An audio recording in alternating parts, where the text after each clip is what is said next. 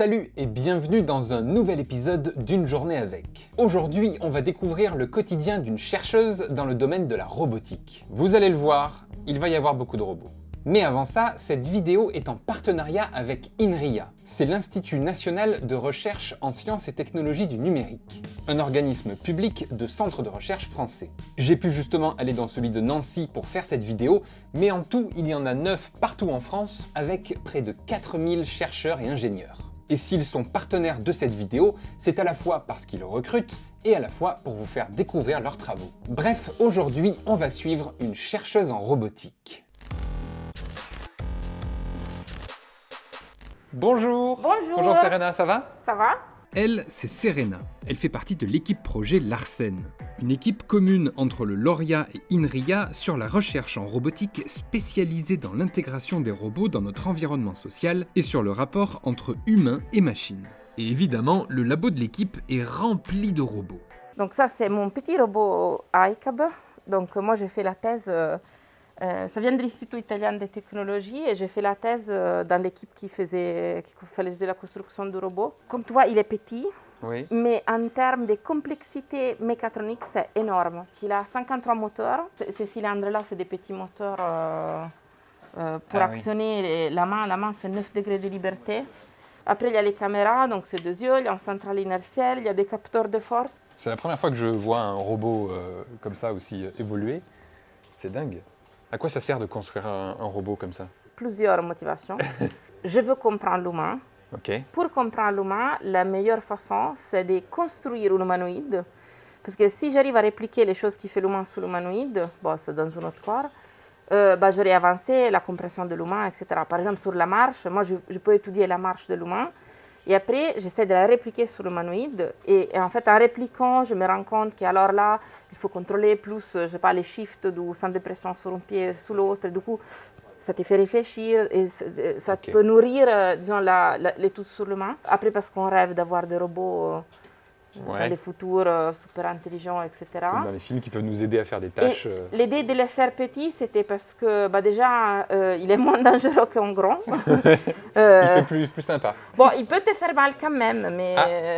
Je vais rester cool avec lui alors. Ouais. Après, on a d'autres robots. Ça, c'est le Tiago.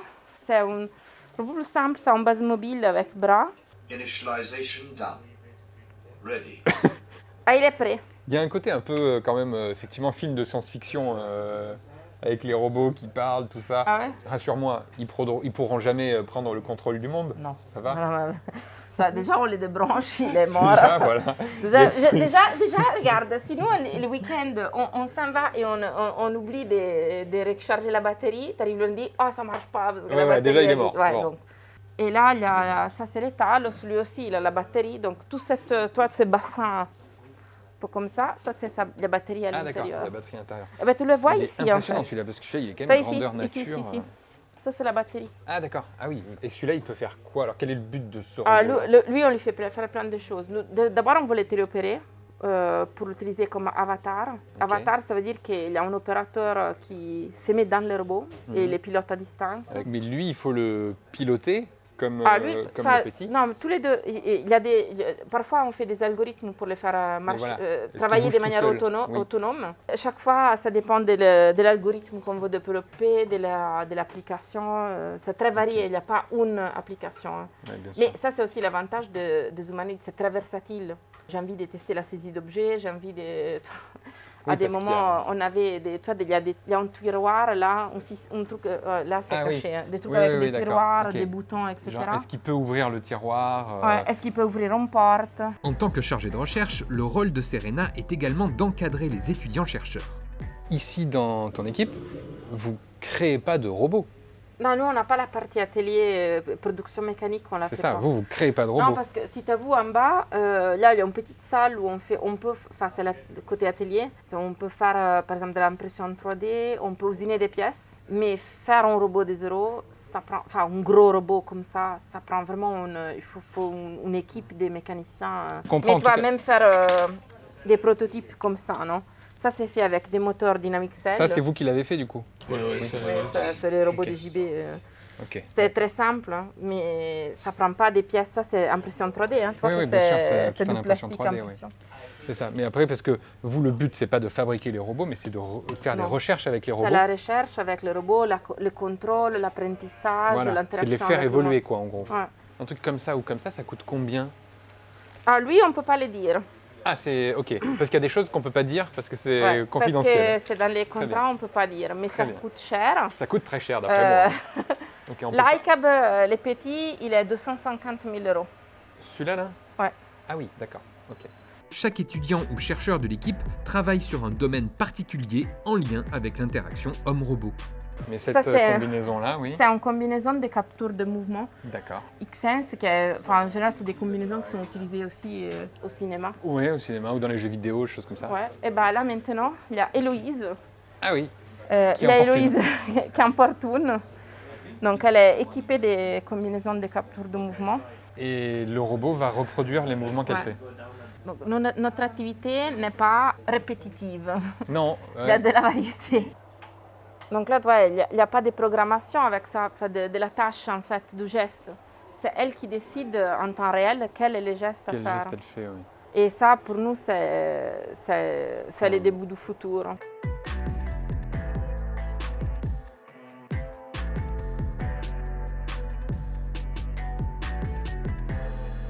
Un autre étudiant-chercheur travaille lui sur l'apprentissage d'un robot à faire des choix de manière autonome.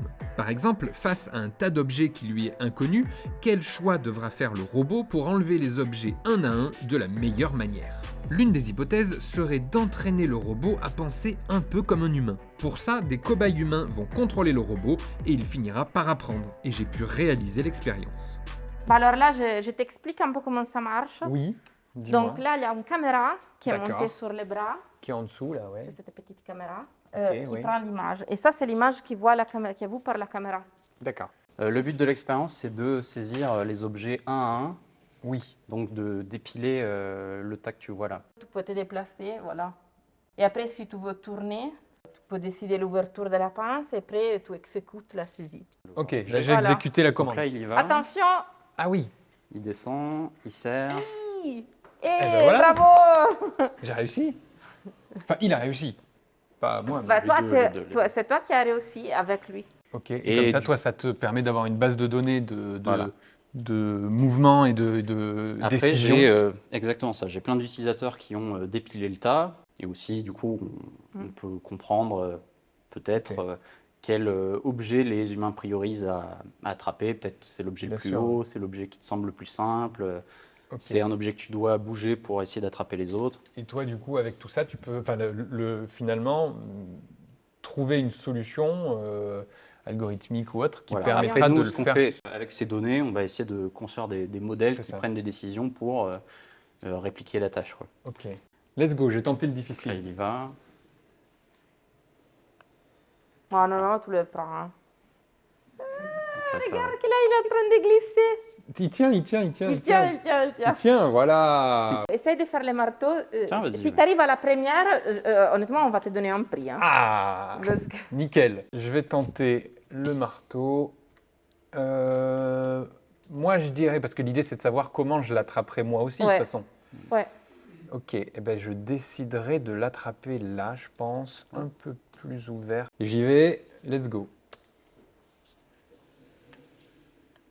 Est-ce qu'il descendra assez? Ouais. Ça marche. Du premier coup, le marteau. T'as gagné une tasse Iria. Lui, il pourrait, en théorie, s'il n'avait pas information sur le poids de l'objet, il pourrait le prendre ici. Oui, du bout, oui, mais S'il c'est le pas prend pratique. ici avec ses petits... Ça glisse.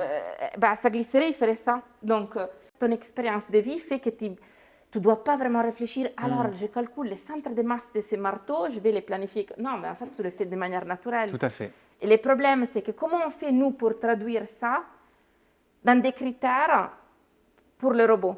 Alors, si on devait traduire les critères de tous les objets, C'est pas possible. c'est pas Non. possible. On essaie d'apprendre directement des démonstrations de l'humain. Et ça, des démonstrations, c'est dans les petits jeux. Mais par exemple, on pourrait aussi se dire, on va laisser le robot apprendre tout seul pendant, plutôt en simulation, des milliards d'heures, et il va apprendre à faire la tâche en découvrant par lui-même quelles actions Ouais. marchent, quelles actions ne marchent pas. Après, là, par exemple, coder dans un simulateur les interactions Ouais. des objets qui s'imbriquent les uns dans les autres, qui sont déformables, qui sont transparents, ça n'existe pas simuler encore. ça en Compliqué. simulation, c'est hyper Oui, compliqué. oui, oui. Quand tu vois une vidéo sur Internet, genre Boston Dynamics, Alors, qui voilà, fait oui. les robots qui font la super truc, etc. Ça, c'est le résultat d'un parcours de tests et tests et tests pour beaucoup de... avec plein de failures, plein de robots qui se Ouais, cassent. bien sûr. C'est Bien des sûr. cycles de la recherche. Donc, observation. Je formule une hypothèse, je prépare mon expérience, j'exécute l'expérience, Et je vérifie. j'observe à nouveau. Et après, je dis, est-ce que ça marche? Enfin, je ne sais pas si ça a marché ou pas, mais pourquoi j'ai observé ça? Et du coup, le cycle. Et en fait, c'est un... Parce que la recherche n'a pas de fin, de toute façon. Il n'y a jamais de fin à la Ben, recherche. nous, on n'a pas de... Tu peux jamais te dire « Ah ben c'est bon, ça y est, j'ai terminé, Non. c'est fini ». Et non. Moi, j'aurais terminé si j'arrive à voir mon robot sur la Lune. Oui, c'est vrai. Ah ben je te le souhaite. Moi, ça me ferait vraiment rêver, ça. C'est vrai, ben, je te le oui, souhaite. oui. L'équipe est amenée aussi à faire des recherches plus concrètes et plus immédiates, comme par exemple la mise à disposition d'exosquelettes durant les vagues de Covid pour aider les soignants. Et en fait, ça, c'est des exosquelettes. Ça, c'est des passifs. Hein. Ils ne sont pas actionnés, ils n'ont pas de moteur. Ouais, Ça, c'est le Laevo, c'est un exosquelette d'assistance au dos. ok.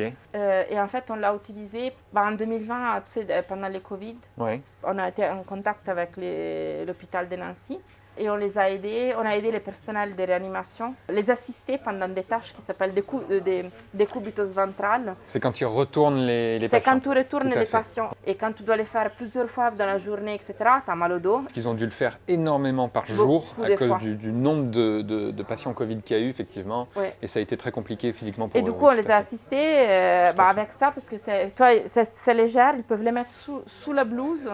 Effectivement, je n'ai pas pensé, mais c'est génial.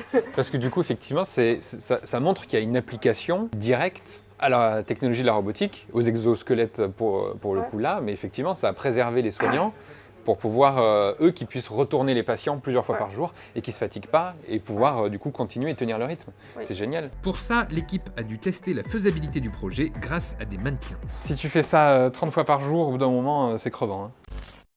Et effectivement, il a un visage un peu bizarre. Par Non, contre, là, moi, pour être honnête, celui qui me fait peur, c'est le petit robot. Icam s'était fait peur. Icam, oui. Non. Ouais, il me fait un peu Non, mais peur. il est gentil. Il me fait un peu peur. Il me fait un peu Qu'est-ce qu'il flipper a quand qui même. te fait peur? Je sais pas, c'est les yeux. Je sais pas, il a un truc un peu angoissant. Et alors je sais pas, vous me direz dans les commentaires si vous le trouvez angoissant ou sinon, vous pas du tout, mais moi il m'angoisse un peu. Ben, encore que je n'étais pas allumée parce que quand il a les LED rouges, il y a beaucoup de gens qui. Ah, qui il a trouvent les que ça- il a ouais. le LED rouge au-dessus Ouais, là. il Ah a les oui, LED rouges, il fait les expressions faciales. Une des prochaines étapes dans la recherche robotique, c'est l'utilisation toujours d'exosquelettes, mais cette fois-ci motorisés. Ok. En fait, en gros, quand on a un exosquelette qui est actif, donc qui a des moteurs donc, et qui peut bouger, l'enjeu, c'est pas. Enfin, une fois qu'il a été créé, l'enjeu, c'est de le contrôler. Ouais. Et c'est loin d'être évident, en fait, parce que c'est très dur de se dire on a un moteur, comment on le fait tourner Oui. pour. Enfin, qu'est-ce qu'on fait? Si on annule complètement le poids de ton bras, tu fais plus rien, quoi. Ouais. Donc, tu n'es plus trop maître de tes mouvements, donc il faut que tu restes maître de tes mouvements. Bien Il faut sûr. que l'exosquelette te comprenne ce que tu veux faire, Suivre le mouvement. suivre le mouvement. Pas qu'il force dans l'autre sens, sinon il casse le bras. C'est ça. Faut pas que, par exemple, quand tu forces dans un sens, faut pas qu'ils disent oula, il porte un truc lourd, faut que je l'aide. En fait, du coup, toi, tu vas lutter contre lui, tu risques de le Oui, casser c'est ça. ou de te faire mal. Enfin, donc, Finalement, t'es dans une cage, quoi, ça marche c'est pas, ça. quoi. Donc, il y a beaucoup d'enjeux sur comment on le contrôle. Et comment il comprend, lui, ce que toi tu veux faire. C'est ça. On enregistre sur une personne, par exemple, 10 ou 20 fois un geste. On va pouvoir générer un modèle de ce mouvement. On peut voir par exemple si je lève le bras comme ça va être pareil pour le coude là. Si je lève comme ça, Ouais. ça augmente au niveau du coude. Et l'idée est de récupérer ces informations pour pouvoir ensuite après les envoyer à l'exosquelette. Et Donc Et lui, que lui, il puisse travailler à ta place, quoi. voilà, c'est ça. c'est assisté. Assister. On va être capable justement avec ce modèle de prédire en fait quelles sont les actions futures.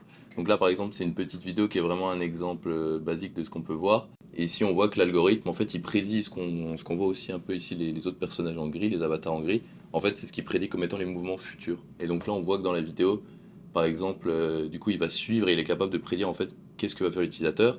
L'algorithme est capable de dire ok je sais que dans 3 ou 4 secondes je devrais être à cette position. Donc il faut que je donne en avance tel couple pour pouvoir assister l'utilisateur. Ok. Et c'est comme ça qu'on peut arriver à contrôler un exosquelette de manière totalement transparente en fait pour Impressionnant, l'utilisateur. l'idée est géniale. Comment on devient chercheuse en robotique? C'est quoi le parcours Bah, avant, j'ai étudié en Italie, donc j'ai fait mes études dans la faculté d'ingénierie et je voulais vraiment faire des choses plus robotiques et du coup, j'ai cherché des thèses en robotique. Donc, j'ai eu la chance d'avoir une bourse à l'Institut italien des technologies et c'était dans l'équipe qui faisait le robot iCab, le petit qu'on a vu. Ok. Et suite à la thèse, en fait, j'aimais beaucoup faire des robots et en fait, j'ai suivi les envies que j'avais et du coup, j'ai fait un postdoc à Paris. Après, j'ai fait un postdoc en Allemagne, à Darmstadt. Et après, j'ai fait les concours INRIA et j'ai obtenu un poste INRIA. Et du coup, je suis arrivée ici. INRIA, il n'y a pas que de la robotique là-dedans, il y a plein d'autres domaines dans INRIA en général.